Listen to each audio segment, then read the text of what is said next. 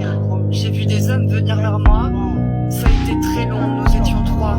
Ils nous ont frappés, ils nous ont violés. C'est comme ça que j'ai eu ce bébé. J'ai été violée. Pas de document pour l'enfant. Son prénom, Huga, quelques mois. Si je n'ai pas de papier pour mon bébé, je ne peux pas partir. Et cela me stresse beaucoup. Au milieu de ces femmes, 6 enfants en bas âge, pour certaines plus de passeport, en cause le système de parrainage qui leur a permis de venir au Liban, au service de famille. Ils l'ont refusé. Elles qui cuisinaient avant pour d'autres le font désormais pour elles-mêmes, toutes ensemble. On mange tout ce que l'on veut et on cuisine ce que l'on veut. On demande ce que l'on veut et en un clin d'œil, on nous le donne. Mais on veut juste rentrer dans notre pays. Pour moi, c'est fini le Liban.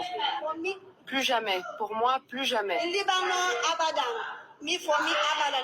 Des tractations sont en cours pour organiser leur rapatriement, la fin d'un calvaire, à l'heure du repas un chant du pays, pour garder l'espoir d'enfin retrouver leurs proches. Ok.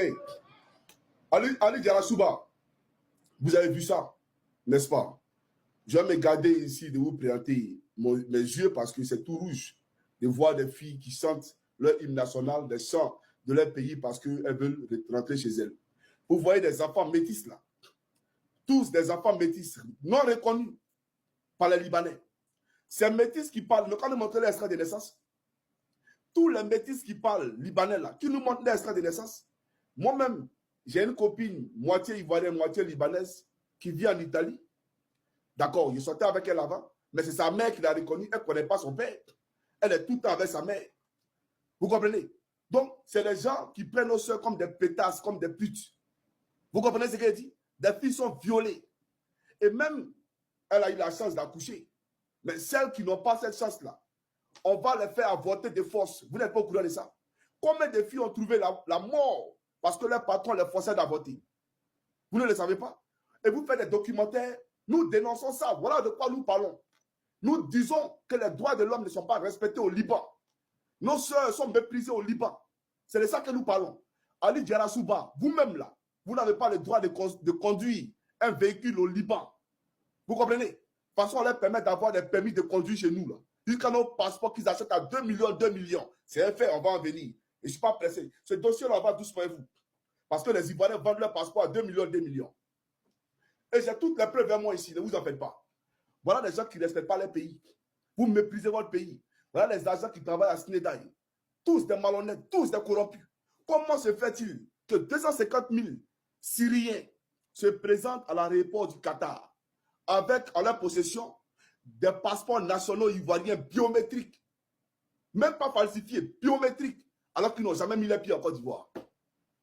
Comment vous expliquez ça, Ali Diarra-Souba? Venez nous expliquer. Si ce n'est pas des agents corrompus, véreux, qui travaillent contre l'État de Côte d'Ivoire et contre la République de Côte d'Ivoire, pour souiller notre image, pour souiller notre identité culturelle. Et voilà la réalité. Voilà le mépris qu'on a vis-à-vis de son pays. Et vous vous inscrivez dans ce mépris-là, vous, NCI. Vous vous inscrivez comme Snedaï dans le mépris vis-à-vis de la Côte d'Ivoire. Donc, venez nous expliquer ça. Des gens qui vendent nos passeports. On est où là? On sait quoi ça? On veut construire quoi? Et on parle de ça, on ne sait pas de quoi vous parlez. Je viens. Donc, voilà la réalité de nos sœurs au Liban. Et les témoignages, nous pouvons en donner. Les témoignages sont légion. Voilà. Ne vous en faites pas. Je ne vais pas couper cette vidéo-là maintenant. On va continuer. Alors, la prochaine vidéo que je vais présenter, c'est cette vidéo-là. Monsieur Ali Diarra-Souba. Suivez cette vidéo-là attentivement. Face aux abus que subissent pour les Africains au Liban, Tahir Oussar, chef de file du mouvement nationaliste sénégalais, propose une mesure choc, interdire aux femmes libanaises d'accoucher sur le sol sénégalais. Interdiction formelle aux femmes libanaises d'enfanter et d'accoucher au Sénégal de la même manière qu'il est interdit aux femmes noires de le faire au Liban. Cette initiative Non, mais inscrite franchement, non. Bisous à tous les Sénégalais. Bisous. Que Dieu bénisse le Sénégal. Que Dieu vous bénisse. C'est-à-dire que qui vous bénisse sans fin. Qui vous bénisse sans fin. Ali Diarra-Souba, c'est rumeur. C'est rumeur. C'est qu'on est en train de faire là. C'est une désinformation. On est en train de mentir. Donc vous êtes plus intelligent que les dirigeants sénégalais. Quoi. Vous là, vous êtes plus intelligent que les dirigeants sénégalais. Les dirigeants sénégalais ne savent pas de quoi ils parlent. Eux, ils n'aiment pas l'Afrique. Mais on te dit, Ali Diarra-Souba, que ta femme n'a pas le droit d'accoucher au Liban à cause de la couleur de sa peau. Ta fille n'a pas le droit d'accoucher au Liban à cause de la couleur de sa peau. Ah, Ali Diarra-Souba, il y avait trop de respect pour toi. Trop de respect. Mais le respect a disparu, c'est fini. Le respect s'est éclipsé, s'est volatilisé parce que, excusez-moi, vous êtes un vendu. Vous êtes un vendu. Au même titre que tous ceux qui travaillent vous là-bas, là, qui ont contribué à ces reportages-là. C'est tous des vendus. C'est ça la réalité. On vous parle de la Côte d'Ivoire, on ne sait pas de quoi vous parlez. Vous êtes sérieux là? Quand on les gâté a raison. Tu parles de mon pays, il sort aujourd'hui et puis il sort demain. Lui qui a fait vidéo sur la Côte d'Ivoire, il n'a qu'à sortir aujourd'hui. Il ne va pas croire. Qu'il sorte, Pancho est petit. Qu'il sorte les garçons, qu'il a pile, il n'a qu'à sortir encore. C'est que Pancho a dit là. C'est rien même. Maintenant, vous allez prendre ma vidéo là, vous allez mettre ça sur NCI. Comme ça, toute la Côte d'Ivoire va entendre ce qu'il a dit là. Moi, je défends mon pays.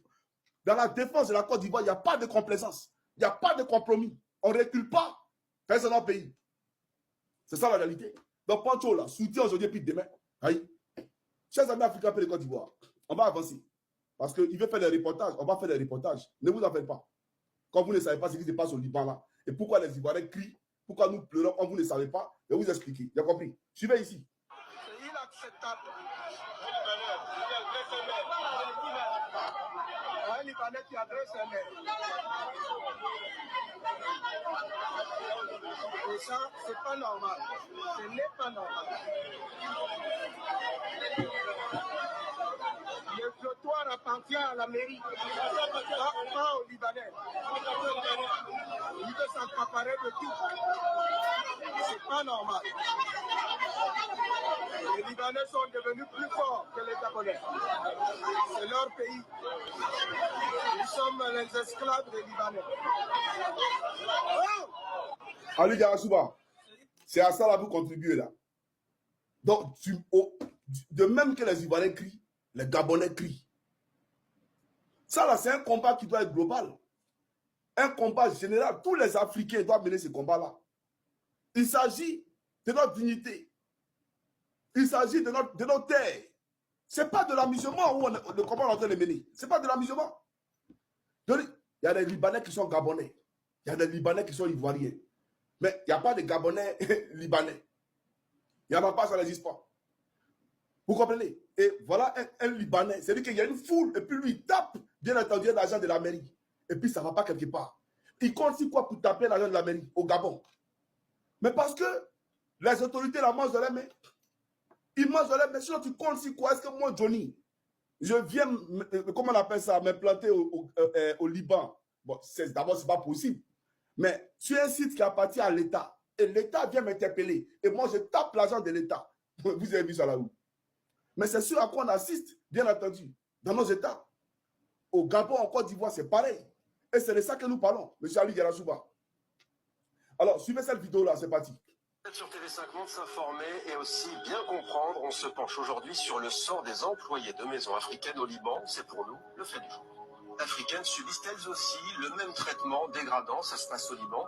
Recrutées comme domestiques, elles affirment subir des violences, ne pas recevoir de salaire et dans certains cas être privées de leur passeport. Elles seraient victimes d'un réseau. Hier, vous entendiez le témoignage d'une employée de maison africaine. Autre témoignage ce soir en direct de Beyrouth, celui de Wadi Al-Asmar. Bonsoir à vous, merci d'avoir accepté de répondre à nos questions. Vous êtes responsable au Centre libanais des droits humains dans la capitale libanaise. Est-ce que vous avez connaissance du sort de